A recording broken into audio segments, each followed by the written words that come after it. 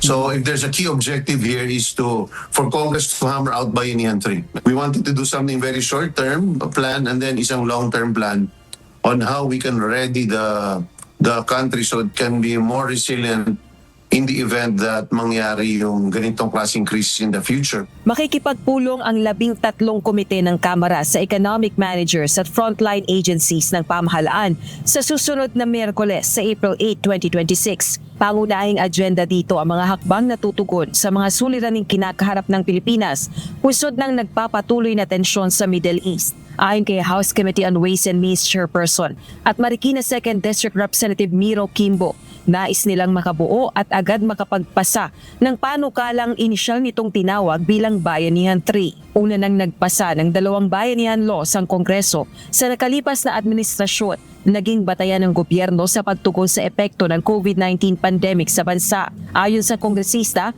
maglalaman ang babalangkasing panukalang bayanihan ng short at long-term solutions. First, short-term basis to be able to address yung immediate needs ng affected sectors.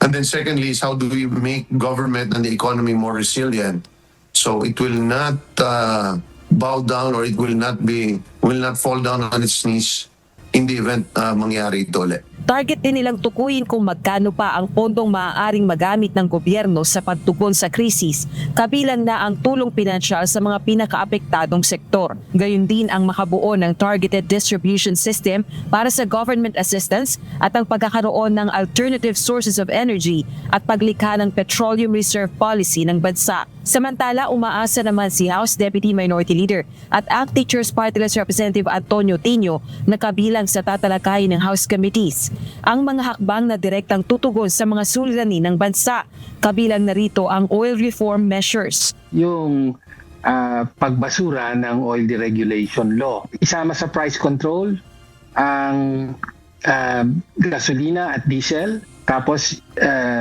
yung pagtanggal ng VAT, o hindi lang ng excise tax kundi ng VAT. At kapalit nito yung pag-impose ng tax on windfall profits sa mga oil companies. Tapos yung regulation ng downstream oil industry. Sa June 2026, matatapos ang first regular session ng 20th Congress. Ayon kay Representative Kimbo, umaasa itong maihahabol na maipasa ng Kongreso ang panukalang Bayanihan 3 bago ang Sine Die adjournment o pinal na pagtatapos ng sesyon. Rosa Licoz, UNTV News and Rescue. Diyos ang aming sandigan, serbisyo publiko ang aming pinahahalagahan.